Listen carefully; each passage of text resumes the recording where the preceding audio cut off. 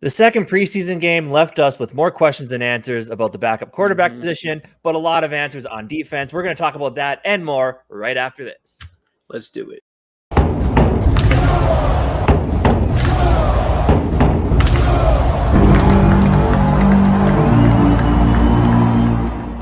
Your Minnesota Vikings fell to the San Francisco 49ers 17-7 at the only home preseason game of the preseason. Man, I'm wearing the makeshift Kirk Cousins jersey today. Just pray to the football gods. You know, before this season, everyone said, do we want to keep Kirk? Do we not want to keep Kirk? What should we do with the guy? But after 2 weeks of having to watch Kellen Mond and Sean Mannion in the preseason, thank you, football gods, for Kirk Cousins. We know the guy's steady. We know what the guy brings to the table. Man, the quarterbacks, they left a lot to be desired in this game. Kellen Mond, after a great showing against the Raiders, really took a step backwards. He started off hot, and I thought he was going to keep going, but right. not. And then Sean Mannion came in and just did Sean Mannion things. Didn't look bad, but he's same. It's just Sean Mannion. But but like I said in the intro piece, defense, man, the defense was a star of this game. So we'll talk more about the quarterbacks and actually just really shortly here. But before we do that, I want to jump in to a player that when you watched him, he absolutely just flashed off the page, and that was, of course. Whoa. Before we do that, though, I want to thank everybody for watching the GG Sport podcast of the Minnesota Vikings. Hit that subscribe button, hit that bell, get notifications for more of our videos. Who is it? It is Who's this guy, of course, defensive tackle T.Y. McGill. He's moving up in our minds here. Looking at these stats. Before he jumps too far into that, let's dive into 3 ups and downs here, and starting with McGill. Yeah, so 1.5 sacks, 5 tackles, 4 quarterback hits, and 5 quarterback pressures. Dude, man, and we're gonna have a couple guys in our ups that the stats aren't gonna flash, but what they did on the field will. T.Y. McGill was both. He flashed on the field. You saw him. He was in the backfield constantly, giving that 49ers backup offensive line fits. But he also, as you can see here, putting up those numbers, man. He's already got 3.5 sacks in the preseason over 2 games. The guy's been an absolute machine. He's been around for quite a while as well. So just seeing this from him at this point, I mean, I get he's playing against the 2s, but he was dominating the 2s, and that's what you want to see out of your backup. So this guy made a case. I don't see any chance he misses this roster unless he has a really bad game against Denver next week. But impressive all around. Yeah, it's always interesting. It's just every preseason there's a guy that kind of is on the team that, it just feels like you're just trying to fill a void on the roster or whatever. You never know how a player's going to be, but every single preseason there's one guy that stands out that nobody was even expecting to. He's on nobody's 53 man roster predictions or anything like that, and that is definitely McGill. And yeah, it's crazy, man. I mean, I don't know what his weight is. I have to look it up, but he's a big boy and he's just flying around the field. There was that one play where Patrick Jones him and Patrick Jones both get quarterback pressures, but you just see him coming in hot. And oh man, it is impressive. And like you said, he has been around for a while. I don't think he's known for getting a bunch of sacks, but I mean, you never know, man. You never know when it's going to be a year where a guy just really steps up. And you're right, he's against second stringers, but it is exciting. It is exciting. It's crazy. A defensive tackle, 3.5 sacks. A big boy like him. Yeah, it's been fun to watch him. And that for the first half defense in general, you can say high things about because we kept San Francisco in check. Right. Obviously, you get to the third and fourth quarter when the backups came in. That's when really things and the third stringers came in, and that's when things really started to go downhill. At that point, they were nickel and diamond on the field. But these second stringers, that's what we're kind of highlighting today. So big game by T.Y. McGill. Love to see it. And like I said, I think this guy's a shoe-in to make the team now, which is great. So we did say we'd get into the quarterbacks here. Let's jump right into them. Kellen Mond and Sean Mannion. We're covering up Sean Mannion with that because, Sean Mannion.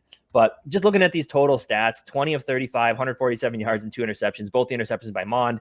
Like I said, Sean Mannion was Sean Mannion. But Kellen Mond, man, he came out firing. When he was making those first few throws, I'm like, this is it. This is finally we're seeing the development of Kellen Mond. And then after that, again, I'll like I said in our preview video, that backup defensive line for San Francisco was still kicking our offensive line's butts. Yeah. You know, Oh, they were. the offensive line struggled. They did not give Mond a lot of time, but Mond had plenty of opportunity. He took a couple of sacks where he easily could have stepped up into the pocket and got himself more time. His first interception, he didn't do that. He didn't move around. He took too long to survey, tossed the ball off his back foot, which is why it was intercepted. That second interception was just plenty of time, and he just, you know, and he said it himself after the game. He said, I take blame for that. The receiver cut out. I wanted to throw in, so I just chucked it up there, and that's on me. But man, it's just, and Mond, but you see the arm strength. He doesn't have any. His touch isn't great, but you see the arm strength with Kellen Mond, and you know, like if you want to, I don't know, maybe next year he might take another step, but that means you'd have to roster him again. I don't think we're gonna. I really don't think he's gonna get cut. I think they'll keep him on the team. Yeah. But man, it's just you want to see more, and it's really, really disappointing. And as I said, Sean Mannion, it was just Sean Mannion the whole time. What are your thoughts on these guys? Yeah, I think, dude, you know, we saw a little bit of nice things from Mond last game, and it is like, you know, we watched them and we had videos. Everybody had videos on it, and it was kind of like, oh, maybe we do have something with Mond here. Even last game, even that game though, there was enough bad plays too, especially when it comes to his touch, and that's what I want to touch on. No pun intended. That it's terrible. I thought like both those interceptions were so bad. Those were duck lobs throws, both of them. Yeah, he has some arm strength, but his touch is terrible. It's terrible. It's bad. I think there's no excuses. Even before the play before that first interception was another I think he lobbed it right over Obese Johnson's head, right on the sidelines there. And it was just, I see no excuse as a professional quarterback to throw a ball like that. It was that bad. I mean, I didn't see any arm strength there. It was like a duck lob. Both those interceptions. It's like he threw it and it just like lobbed in the air, like just for anybody to go get that ball. And I honestly, those interceptions were probably two of just the worst interceptions I've seen in a while. And that's inexcusable for a quarterback, especially if you're banking on him being the future. I don't know. To me, that kind of wiped that out. You know, we saw a little bit from Kellen Mond. There's worries about him, but you can't throw the ball like that. I don't know how you get past that. And as far as Sean Mannion, yeah, you say it's just more of Sean Mannion, and it's true. And that more of Sean Mannion is not an NFL quarterback. It's not an NFL backup quarterback.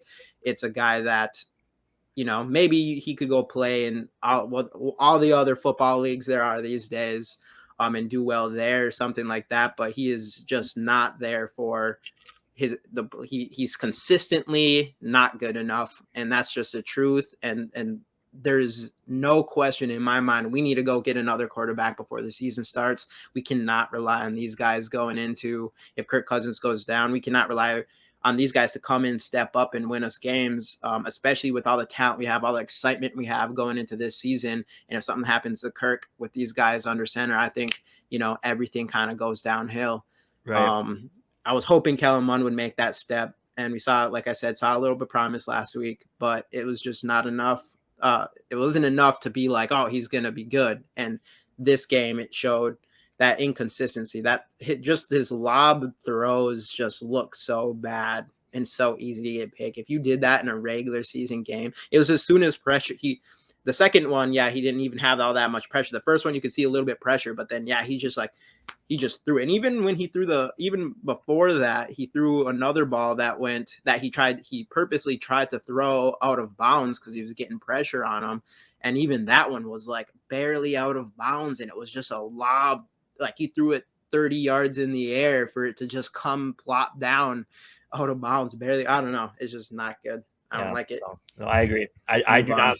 I don't think the 2022 backup quarterback is on the roster right now, unfortunately. But I don't think the 2023 is either. I think Kellen Mond, he isn't the guy. I don't know.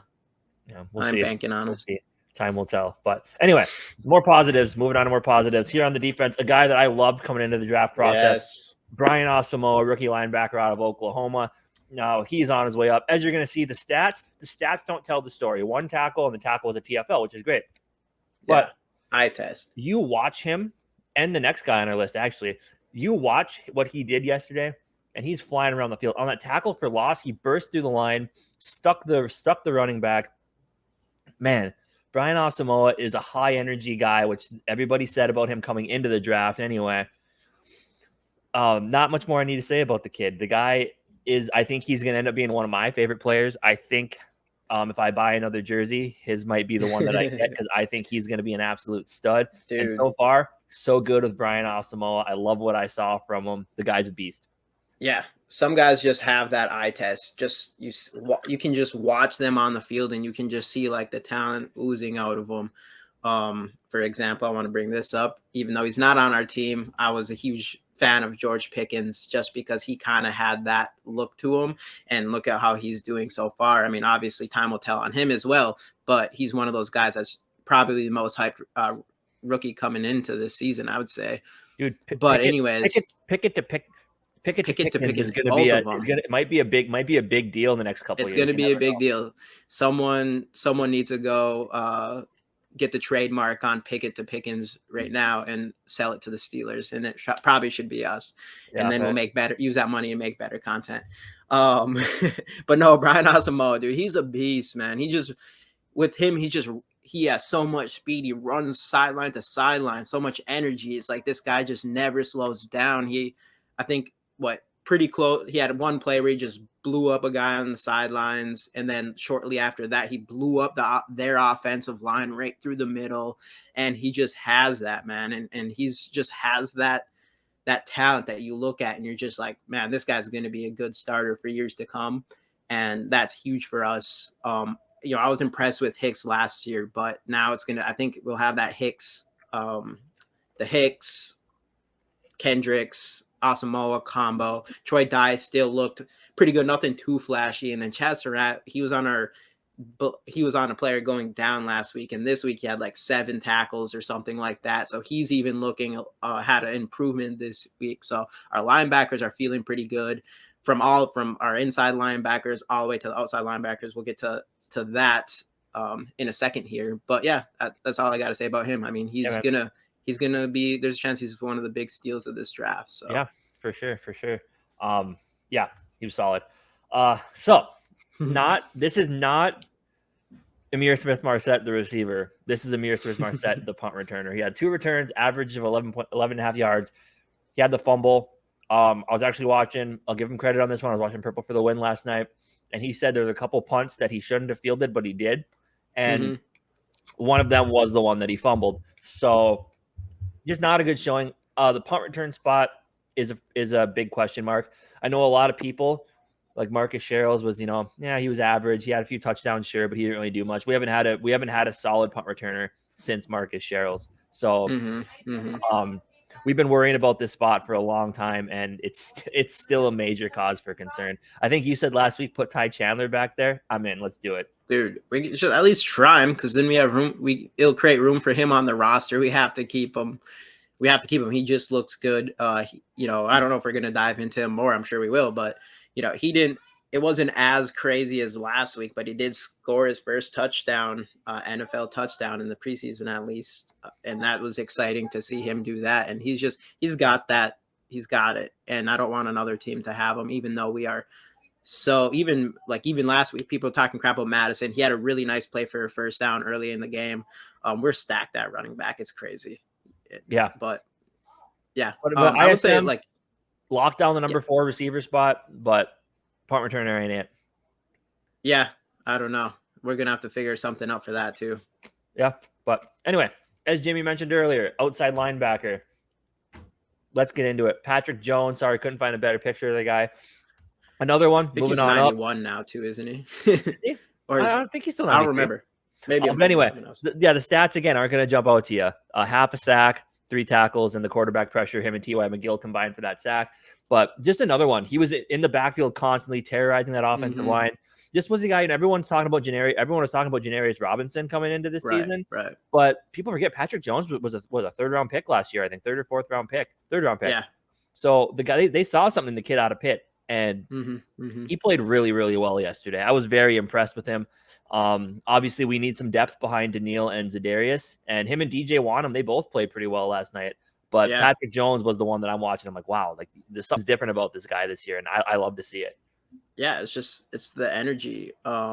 Just like McGill and just like Asamoah, man. They're just, they're playing hard, and they're putting it all out there and getting to the quarterback and just allowing these pressures. And even last week, he had a really good game. He's another guy last week that we were considering putting on the up as well. There's quite a bit, especially on defense. That's what's one good thing. We're seeing good stuff from our defense, especially, we're not starting anybody. That's another thing. We didn't start any of our starters for this game. So that's like 2 games in a row, barely any starters last week.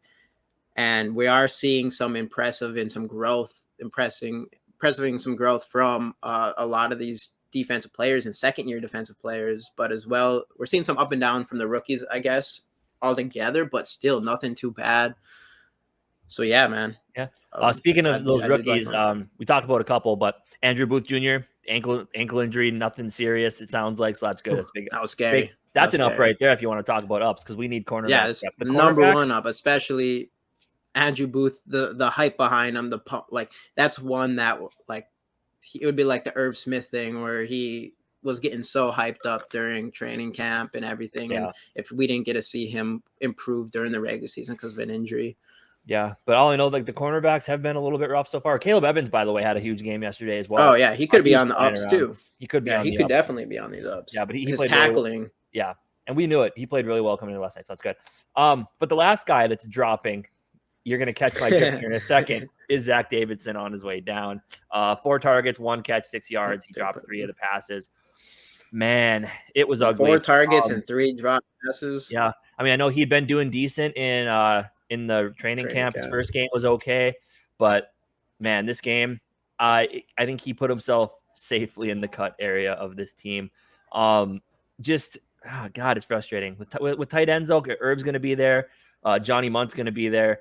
Then it comes down to, Ben Ellison's that blocking tight end, sure, but Nick Muse had a couple catches yesterday, so he might work his way at least onto the practice squad, maybe onto the active roster somewhere on the season. Ben Ellison, Minnesota kid, like I said, great blocker, which is what you need out of a tight end. So he probably, he's gonna be fighting for that roster spot as well. But man, Zach Davidson really he took himself out of the running to make the roster, which is kind of disappointing.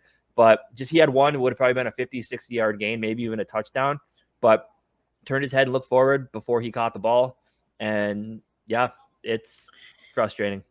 Yeah, can't do that in these preseason games, even with all the hype that was kind of building around them in training camp, and even from other guys that we work with and stuff in our circle with this podcast and stuff, starting to really like him. And it is because I don't know if he lost some weight or whatever. I don't know. He was just ready to be a receiving tight end for us after Irv. And he was being like, all right, maybe people are thinking like, all right, maybe that's why we're not going out and finding another tight end for depth reasons, a better tight end for depth reasons, because we feel good about Zach Davidson. But you can't drop 3 passes out of 4 targets, especially for big games like that. I mean, that's like a straight momentum killer, and it could be something that does stop him from making this team. Yeah, I agree. But kind of going into, like, we talked about a few honorable mentions here. We talked about a couple of the rookies. Ty Chandler's name came up. He scored the only touchdown. Man, he's gonna be a stud down the road for sure. Kenne, the running back, not impressing me so far. Ty Chandler, the running back, though, look out. And we didn't even get to. And he lined up out wide once for, I don't know if he caught the pass or not. I don't think he did. But man, there's something about him. I like him a lot. They feel the need to move on from Delvin's contract after this year. Him and Kenne 1-2. Man, I could get behind that. Yeah. I could really get behind I know Casey likes that. I'm on the Cook train. I don't think Chandler is looking special, but I don't not like Delvin. It's the money. It's the money and the injuries. Yeah. We'll see how his injuries go. If his injuries, I could see. I mean, I definitely understand. Like, yeah, we maybe could get away with Kenne, as a lot of people do with talent like Kenne and Chandler. But there's only so many running backs in the history that play like Delvin Cook. And I'm a running back guy. I like running backs. And I don't think we're just going to be able to – I don't know. I think he's going to have a massive season this year. And I think it's going to be such a great season that at the end of the year, nobody would even be questioning whether we should give up on Delvin Cook's contract or not. But we'll see. I mean, if he gets injured, that could throw all that out the window. Yeah. So, yep. Other than that, though, what do we have? I think Luigi Villain caused a fumble, which was cool, or recovered a fumble. We caused 2 fumbles on them, and got one of them. But yeah, so defense, like I said, defense is flying around. Third team defense not doing that great. Offensively, I didn't see much that I liked, unfortunately. I think it's gonna be more of the same going into next week. I don't think we're gonna see any of the starters. Yeah, we'll still talk about the Denver game, kind of see what we're looking at. Kind of decide, we'll see, because I don't know. get those You'd think roster bubble guys, but I don't think the starters are gonna play one bit. You don't think so? Well, it's so weird. Like usually you'd expect at least one drive just to warm up a little bit or something. I don't know. And it is weird because you never see a starter play on the last preseason game. But at the same time, like with these 3 preseason games, I honestly have it's hard to predict how anyone's going to do anything. You know, Patrick Mahomes played almost for the first half this week. Yeah. So, but he's got a lot of new people he's trying to work with for him. I think that's kind of all we got to say about this one. We'll see you guys later on this week talking about the upcoming game against Denver Broncos. Skol Vikes.